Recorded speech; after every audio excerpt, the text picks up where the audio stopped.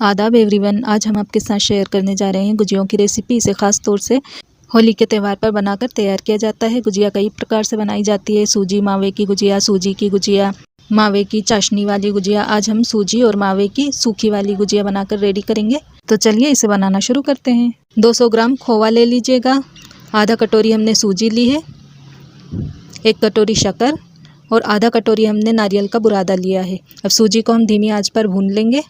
Pan में 1 चाय का चम्मच देशी घी डालिए और उसमें सूजी डालकर धीमी आंच पर उसे भून लीजिए। सूजी हल्की सुनहरी भुन चुकी है। अब इसमें हम डाल देंगे 1 कटोरी शक्कर। इसे अच्छी तरह से मिक्स करेंगे और 1 मिनट के लिए सूजी को हम धीमी आंच पर और भून लेंगे। सूजी भुन चुकी है। अब हम गैस की फ्लेम को बंद करके सूजी को ठंडा कर लेंगे। खोवे को और नारियल के बुरादे को हमने एक प्लेट में डाल लिया है। इसी में हमने 7-8 इलायचियों का पाउडर मिला के डाल दिया था। अब इसे हम भुनी हुई सूजी और शक्कर में मिला लेंगे डालकर। इन्हें अच्छी तरह से मिक्स करेंगे। गुजिया की स्टफिंग तैयार हो चुकी है, इसे एक साइड में रख लेंगे। अब हम गुजियों का डो तैयार कर लेंगे। उसके लिए हमने 300 ग्राम मैदा लिया है। इसमें हम 75 ग्राम ऑयल डाल देंगे मोयन के लिए और 1 पिंच इसमें हम डाल देंगे नमक। इन सबको अच्छी तरह से मिक्स कर लेंगे। मोयन मैदे में मिल चुका है। इसकी हम मुट्ठी बनाकर देखेंगे। ये देखिए, तो ये बन जा रही है, इसका मतलब मोयन हमारे एकदम परफेक्ट है। अब हम इसका डो बना लेंगे। इसमें थोड़ा थोड़ा सा पानी डालेंगे। रोटी के आटे से थोड़ा सख्त डो बनाकर तैयार करेंगे हम।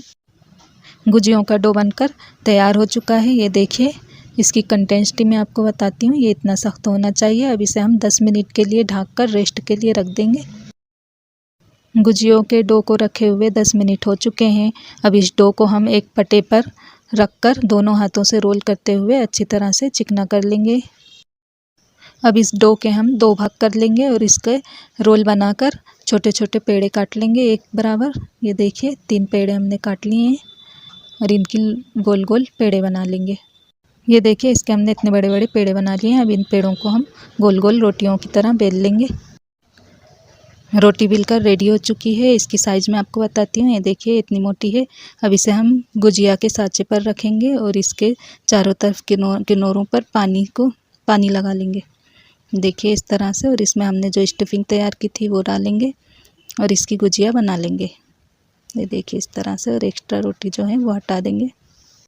सांचे को हम अच्छी तरह से प्रेस करेंगे ताकि इसकी जो किनारे हैं वो खुली ना रहें। और ये देखिए, गुजिया बनकर रेडी हो चुकी है। इस तरह से हम सारी गुजियों को बनाकर तैयार कर लेंगे।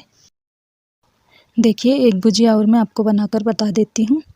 आप इस तरह से सारी गुजियों को बनाकर रेडी कर लीजिएगा।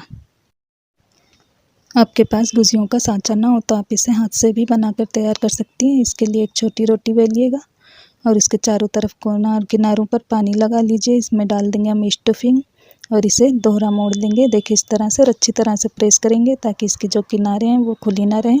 और इसे ये देखिए इस तरह से मोड़ लेंगे। ये देखिए इस तरह से मोड़ते जाएंगे। अगर आप थोड़ी सी प्रैक्टिस करेंगे तो आप इसे आसानी से बनाकर रेडी कर लेंगे। ये देखिए इस तरह से गुजिया बनकर रेडी हो चुकी हैं। इन्हें हम फ्राई कर लेंगे। अब एक कढ़ाई में वेजिटेबल ऑयल लेकर उसे गर्म कर लीजिए। देखिए ऑयल गर्म हो चुका है। इसमें हम गुजियों को फ्राई कर लेंगे।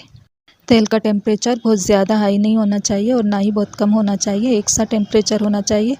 गुजिया तेल में डल चुकी हैं। अब इसे हम धीमी आंच पर फ्राई करेंगे। गुजिया हल्की सी फ्राई हो चुकी हैं। इन्हें हम पलट लेंगे और इसे हम इसी तरह से पलटते हुए गोल्डन ब्राउन फ्राई कर लेंगे। गुजिया गोल्डन ब्राउन फ्राई हो चुकी हैं। अब इन्हें हम निकाल लेंगे एक स्ट्रेनर की मदद से और इसे एक प्लेट में डाल देंगे। देखिए इस तरह से गुजिया बनकर रेडी हो चुकी हैं। इन्हें हम सर्व कर लेंगे एक प्लेट में निकाल कर। ये देखिए कितनी अच्छी गुजिया बनकर रेडी हुई हैं। ये खाने में बहुत ही मज़ेदार लगती हैं और ये बहुत ही खस्ता गुजिया बनकर रेडी हुई हैं। इन्हें आप एक एयर टाइट डब्बे में रख सकती हैं स्टोर कर और इसे जब भी आपका मीठा खाने का मन करे इसे निकालिए और मज़े से एंजॉय कीजिए। तो आप इसे बनाइए और एंजॉय कीजिए और मुझे कमेंट्स कर ज़रूर बताइएगा कि आपकी गुजिया कैसी बनी है। और प्लीज़ वीडियो को ज़्यादा से ज़्यादा लाइक, शेयर और सब्सक्राइब कर दीजिएगा। बेल के आइकन को ज़रूर से प्रेस कर दीजिएगा ताकि मेरी आने वाली नोटिफिकेशंस वक्त वक्त पर आपको मिलती रहें। मिलते हैं अगले वीडियो में एक और रेसिपी के साथ। तब तक के लिए अलविदा। Thanks for watching.